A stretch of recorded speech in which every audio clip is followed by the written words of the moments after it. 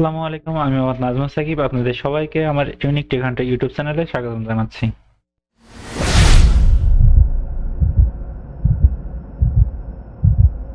আগের পর্বটি যদি আপনারা না দেখে থাকেন তাহলে এই পর্বের কাজগুলো বুঝতে আপনাদের অনেক অসুবিধা হবে। তাই আমি রিকোয়েস্ট করব আগের পর্বের ভিডিওটি দেখে আসার জন্য। আগের পর্বের ভিডিওর লিংক উপরের আই বাটনে এবং নিচের ডিসক্রিপশন বক্সে দেওয়া থাকবে। আপনারা চাইলে সেখান থেকে দেখে আসতে পারেন। তো এই পর্বে আমরা দেখব কিভাবে মার্কশিট তৈরি করতে। তো চলুন অনাবারে তৈরি করে ফেলি সেটা। তো তার আগে এখানে এই পুরা টেবিলটাকে আমাদের সিলেক্ট করে এইখানে এই যে নাম আছে এই নামের এই জায়গায় আমরা এর একটা সুন্দর নাম দিয়ে দেই মার্কশিট। আমরা নাম দিয়ে দিলাম মার্কশিট। এখন আমরা এই যে নিচের থেকে শীট 1 এর পরে যে শীট 2 আছে এই শীট 2 তে গিয়ে আমরা ওই মার্কশিটটা তৈরি করব। এখানে আমাদের আগে পেজ লেআউটটা ঠিক করে নিতে হবে, কেননা আমরা যে মার্কশিটটা তৈরি করব সেই মার্কশিট তো অবশ্যই আমরা অভিভাবকদেরকে প্রিন্ট আউট করে দিব। কারণ সেই প্রিন্ট আউটটা যেহেতু A4 সাইজে হবে এই জন্য আমাদের আগে পেজ লেআউটটা ঠিক করে নিতে হবে। তো পেজ লেআউটে আমরা গিয়ে সাইজটা A4 সাইজ করে নিলাম।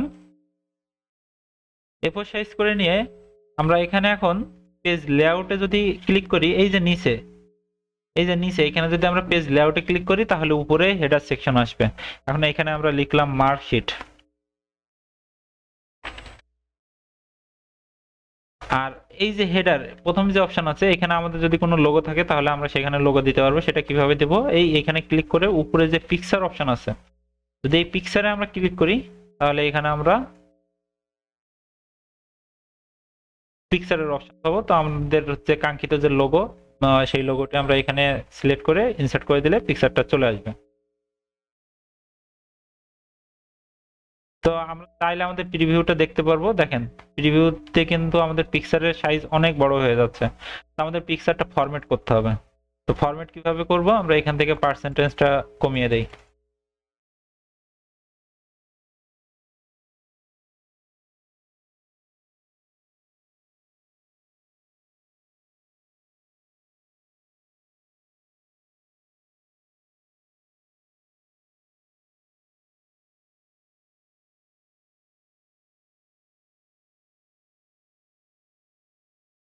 আপনারা আপনাদের প্রয়োজন মতো বা সুবিধা মতো এই মার্কশিটটা সামনে যে হেডার অপশনটা ঠিক করে নেবেন। এই মার্কশিটটা আপনারা কে কিভাবে বানাবেন এটা সম্পূর্ণই আপনাদের ইচ্ছা। তারপরেও এখানে আমি যেভাবে বানিয়েছি সেটা আপনাদেরকে আমি বলে দিচ্ছি।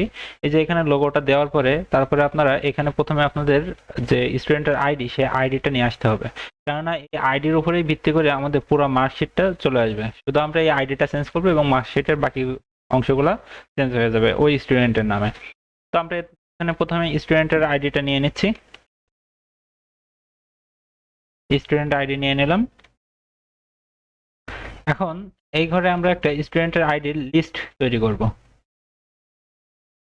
স্টুডেন্টের আইডির একটা লিস্ট তৈরি করব।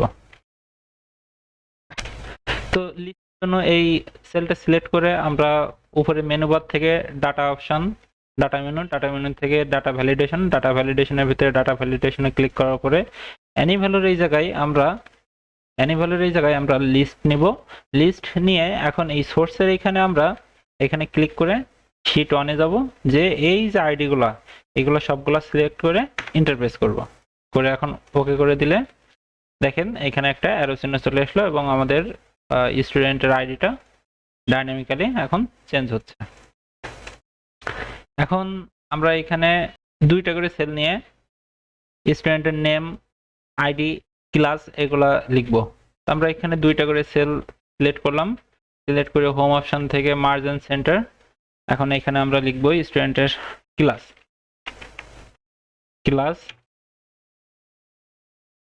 আমরা এখানে চারটা সেল একসাথে মার্জ অ্যাক্রস করে নেই। নেম,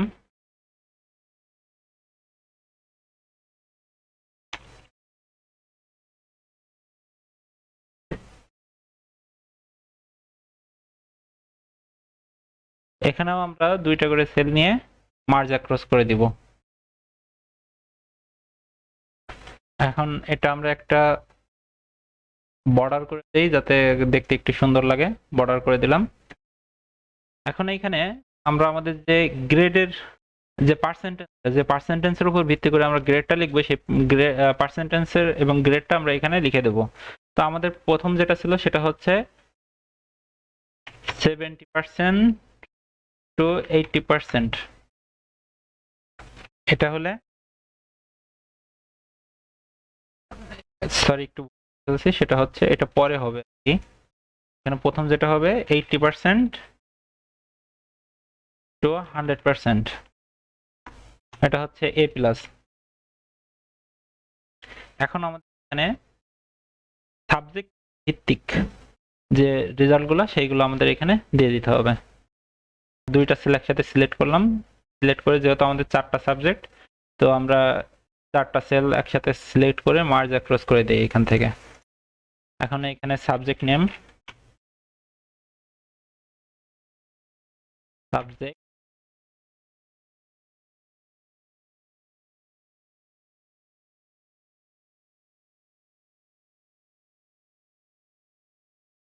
সাবজেক্টের পরে এখানে যেটা আসবে সেটা হচ্ছে টোটাল মার্ক কত এই সাবজেক্টে, টোটাল মার্ক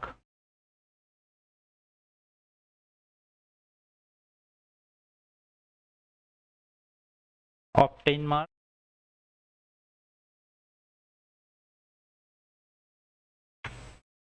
পার্সেন্টেজ, এটা আমরা মার্ক করে নিলাম। নিচে পাশের যে সেলটা আছে সেলগুলো আমরা মার্ক করে নিলাম। এখানে থাকবে পার্সেন্টেজ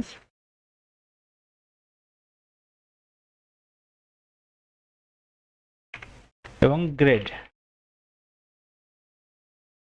আমরা এখন উপরের এই টাইটেলটা সিলেক্ট করে, উপরের মেনুটা সিলেক্ট করে আমরা এখান থেকে এটা একটা বর্ডার দিয়ে শ্যাডো দিয়ে দিলাম, দিয়ে এটা অল বর্ডার করে দিলাম। এটা একটা অ্যালাইনমেন্ট মিডল করে দেই। এখন সাবজেক্ট নেমগুলো আমরা লিখব।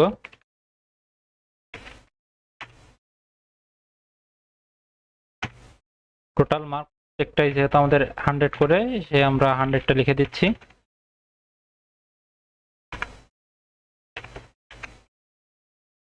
এবং কত মার্ক অবটেইন হয়েছে বা সে কত মার্ক পেয়েছে এটা আমাদের অটোমেটিক্যালি আসবে।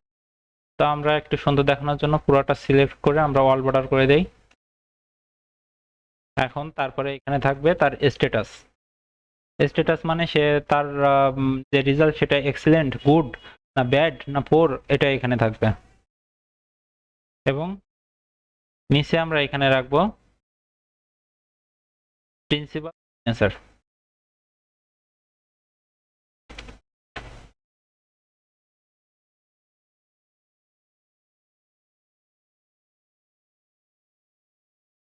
এবং আমরা একটা বর্ডার নিয়ে নেব। তার জন্য ইনসার্টে যে এখান থেকে শেপে যাব, শেপে যে আমরা লাইনে ক্লিক করব, লাইনে ক্লিক করে এখানে আমরা জাস্ট একটা লাইন নিয়ে,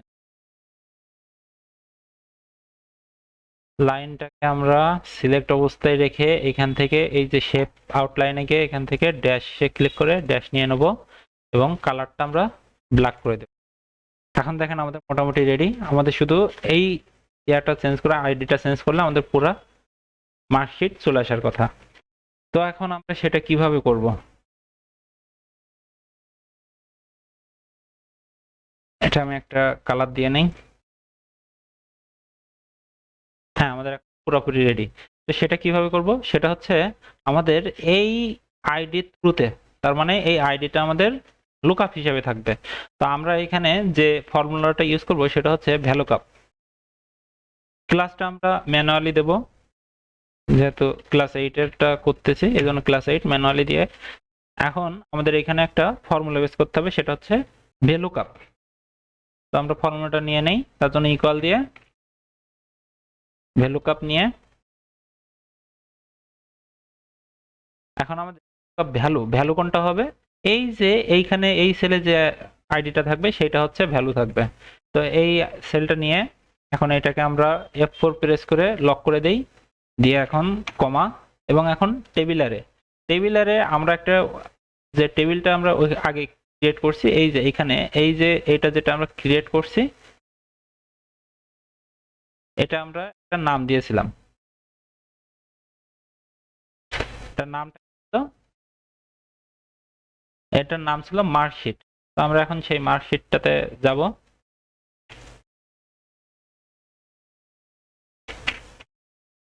এই যে মার্কশিট লেখার সাথে সাথে দেখেন মার্কশিট চলে আসলো।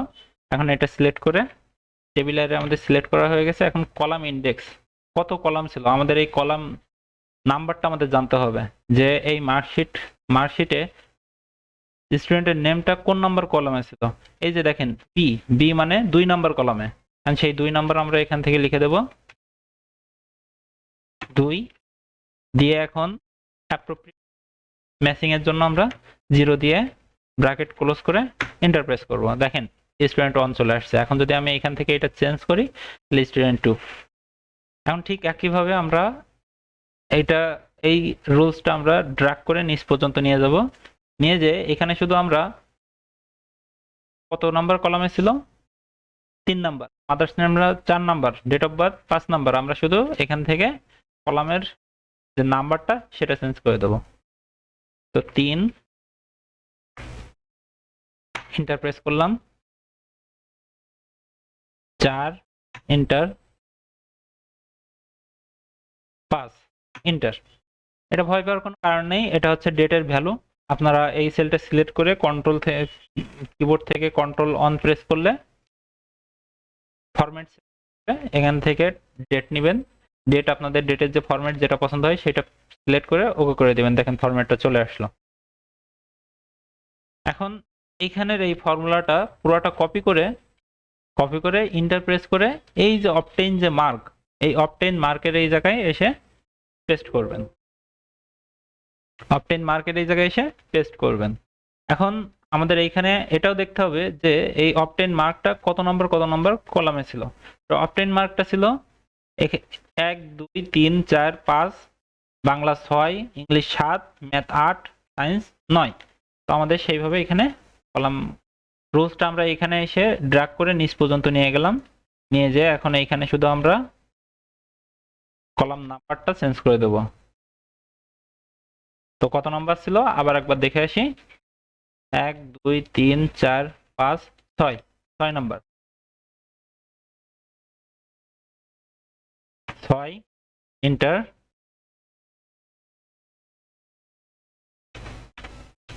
7 এন্টার,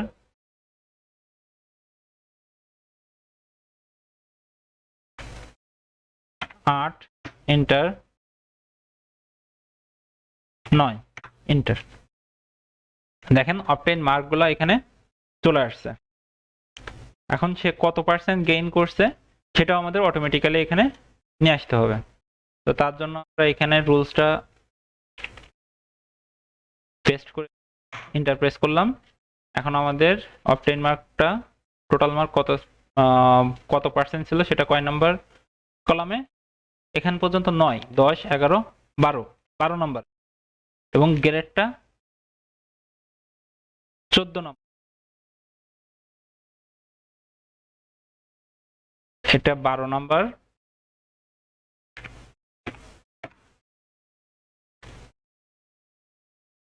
এবং গ্রেডটা 14 নাম্বার। দেখেন পার্সেন্টেজের এখানে অন্য আরেকটা ভ্যালু আসছে, তো চিন্তার কোনো কারণ নেই। আপনারা এইটা সিলেক্ট করে এই যে নাম্বার অপশন থেকে জেনারেলটা পার্সেন্টেজ করে দিবেন, আপনাদের পার্সেন্টেজটা চলে আসবে। এখন যদি আমি এখানে স্টুডেন্টের আইডিটা চেঞ্জ করি, দেখেন সবকিছু স্ট্যাটাসটা কি হবে, এইখানে যদি আপনার পাস হয় বা গ্রেড যদি এফ না আসে তাহলে সে পাস, আর যদি গ্রেড এফ আসে তাহলে সে ফেল। তো আমাদের শুধু এইটাই এখানে স্ট্যাটাসটা করে দেব। আপনারা চাইলে আপনাদের প্রয়োজন মতো অন্য কোনো কিছু রাখতে পারেন। তো আমি এখানে শুধু স্ট্যাটাসটা পাস ফেলই রাখবো। তো স্ট্যাটাসের এখানে ক্লিক করে ইফ ফর্মুলাকে আমরা কল করছি। ইফ ফর্মুলাকে কল করে লজিক্যাল টেস্ট যেটা হবে, লজিক এখানে যেটা হবে সেটা হচ্ছে এই cell not equal to F, এই cell not equal to F.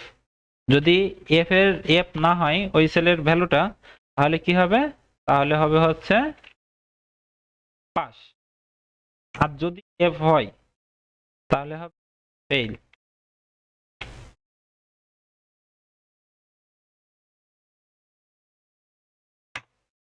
দেখেন পাস। আমি আর একটা স্টুডেন্টের আইডি চেঞ্জ করে দিয়ে দেখি, এই যে ফেইল। তো এখন আমি এটা প্রিন্ট, তাহলে প্রিন্টটা কেমন আসবে আপনারা একটু প্রিন্ট প্রিভিউটা আপনাদেরকে দেখাই দেই। কন্ট্রোল পি প্রেস করে এই যে দেখেন প্রিন্ট প্রিভিউটা ঠিক এরকম আসবে। যাই হোক, আপনারা বুঝতে পারছেন যে কিভাবে এই মার্কশিটটা তৈরি করতে হয়। সবাই ভালো সুস্থ থাকবেন। যদি আমার ভিডিও দেখে আপনারা কোনো কিছু শিখতে পারেন বা আমার ভিডিওটি যদি আপনাদের ভালো লাগে তাহলে অবশ্যই আমার ভিডিওতে একটু লাইক দিয়ে দেবেন। আর যদি আমার চ্যানেলে নতুন ভিউয়ার হয়ে থাকেন তাহলে অবশ্যই আমার চ্যানেলে সাবস্ক্রাইব করবেন এবং পাশে থাকা বেল আইকনটি প্রেস করে দেবেন।